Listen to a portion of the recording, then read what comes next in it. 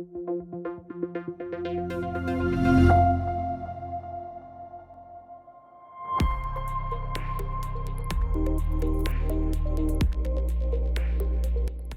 folks, this is Marc Bashoor, Executive Editor for FireRescue1.com. Today we're going to be talking about dirty helmet syndrome in general and cancer prevention in specific. Now I want to be clear, I am not one of those clean cab purists, if you will. Nor am I one of those, why can't we go back to the way it was when the dinosaurs were here people. If you want things to go back to the way they were, then go grab a kite, stand out in a thunderstorm in your rubber boots and hope for the best. Just don't do it on my watch. We're going to take a look at the Fire Rescue 1 special coverage series that's titled Dirty Helmet Syndrome, Are You Afflicted?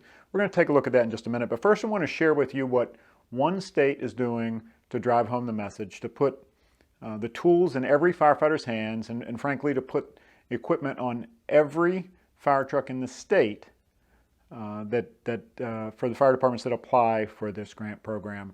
So I want to talk to you for just a second about that. And that's here in Florida. But at the 10,000 foot level for the departments that apply, they receive enough of these kits for every fire truck in the state. I think we're doing a lot of good by decontaminating our folks on the scene after a fire. We're doing a lot of good by that gross decon of the equipment and getting everything off of it, by getting all those carcinogens off of the SCBA and off of their jackets, and that we're doing all those right things. That we're doing the right thing by either our communities, who we expect us to get off the fire truck and go to work, or to our people who, in that time, they have time to get the gear on right and make sure that everything's ready and that they're good to go, that their SCBA straps are strapped on, that everything is where it needs to be, and that when that engine stops and the maxi brakes put on, that they're ready to go to work. The officer is immediately ready to do the 360. The crews are immediately ready to extend an attack line or follow the order of that officer and go to work. I think we send a pretty strong message to our communities and we tell them that seconds count. I think it's a little bit hypocritical of us to show up at their fire and not have the seconds count as much, because we've got to now get ready. Now that we've shown up, now we got to get ready. And some will say, Chief, it's only 30 seconds and we're good to go. Well, if you're rushing through putting that gear on, I think there's a high likelihood of mistakes in getting the Nomex just right, and getting the gloves just right, and getting the straps just right, and getting all those things right, because you're watching things evolve. Now, is every fire that way? No, it's not. But are you prepared to take that gamble, that this is the one that it'll be okay to take those 30 seconds? I'm not ready to take that gamble. So what we've done is what I consider a common sense approach, and we're going to go out to the station and take a look at how we deployed the green buckets from the state program. So what we did in Highlands County was our own variation of the clean cap concept, and we call it the green bucket concept. Now the state, as I indicated, did the green bucket grant program for all fire departments in the state. We got enough for every fire truck. When we designed these new engines, and we've got 4 total, 2 of them being customs.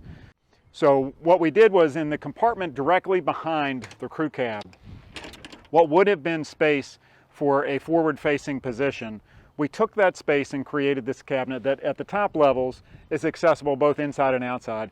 But down below here is the green bucket.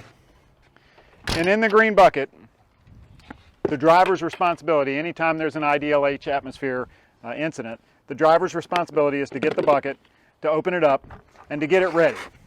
And inside the bucket, you'll see all these different things. This is the adapters to go from a 2.5 to the garden hose outlet, 2 sections of garden hose, tarps, brushes, the cleanser, everything you need to be able to do a quick, gross decon. But this was the approach we've taken with our new engines but also in our older engines where we've deployed one of these green buckets to every one of those units and to the medic units that have engine company assignments. They all have these in place, and it's all part of the protocol. There's nothing sexy about a dirty set of gear. There's nothing sexy about the dirty helmet syndrome.